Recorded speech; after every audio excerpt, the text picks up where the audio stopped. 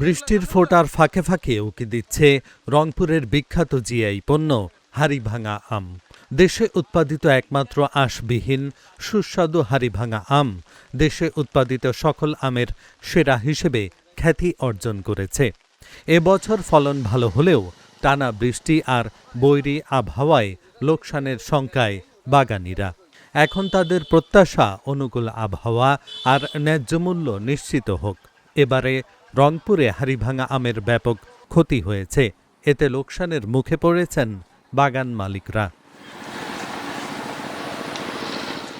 নিজেদের জমিতে আমের আবাদ করেছেন মিঠাপুকুর উপজেলার পদাগঞ্জ এলাকার চাষিরা।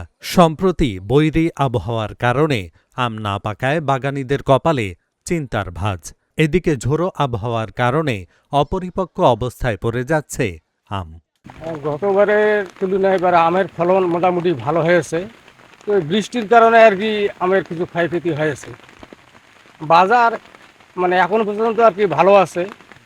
যদি আকাশ ভালো হয় তাইলে মোটামুটি বাজার ভালো হবে আর কি। আমি প্রতি বছর এবারকার আমের ফলন তো খুব বেশি, আকাশের দুর্যোগের কারণে একটু আমরা ক্ষয়ক্ষতি বেশি হয়ে গেছে এখানকার। কিরকম ক্ষয়ক্ষতি? ক্ষয়ক্ষতি তো ব্যাপক ভাবে।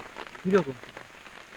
মনে করো আমার এই গাছ প্রতি মনে করো প্রায় 10 কেজি করে প্রায় আধা মন করে আম চলে গেছি, আধা মন 1 মন ইনকে আম চলে গেছে গাছ প্রতি।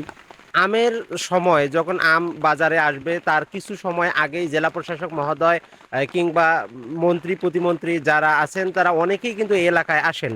দুর্ভাগ্য হলেও সত্য, তারা বারবার শুধু আশ্বস্তই করে যান যে এখানে কোল্ড স্টোরেজ দেবেন, বিদেশে রপ্তানি করার বিষয়ে সকল প্রকার প্রক্রিয়া ওনারা করবেন, কিন্তু সেটা যেমন স্মৃতির পাতায় শুধু লেখা থাকে, বাস্তবতায় আমরা কোনো রূপ দেখি না। রংপুর হাড়িভাঙা আমের জন্য বিখ্যাত। স্বীকৃতিপ্রাপ্ত জিআই পণ্য হাড়িভাঙা আম সব প্রতিকূলতা পেরিয়ে প্রতি বছরে 200 কোটি টাকার ওপরে আমের বাজার নিশ্চিত করা হয় বলে জানালেন এই কর্মকর্তা। এবছর যেহেতু প্রায় 20% মুকুল বেশি এসেছে, এবারও কিছু ঝরেছে, কিন্তু আমি বলবো যে এটি মূলত প্রকৃতি বা নেচার আমাদের আমের থিনিং বা পাতলা করে দেওয়ার যে বিষয়টি সেটি নিশ্চিত করে।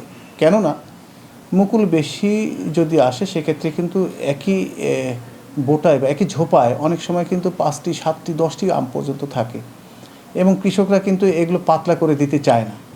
তিনি মনে করে প্রতিটি আমই বড় হবে, তো সেই জায়গায় কিন্তু আমরা বলি যে আম পাতলা করে দিলে আম বড় হয়। তো নেচার যে কাজটি এবার করে দিয়েছে, থিনিংয়ের কাজটি সম্পন্ন হয়েছে, এবং আমরা আশা করছি যে এবার যে আমের সাইজ হবে সেটি অত্যন্ত বড় হবে, এবং আমাদের যে টোটাল যে লক্ষ্যমাত্রা সেটি পূরণে কোনো সমস্যা হবে না।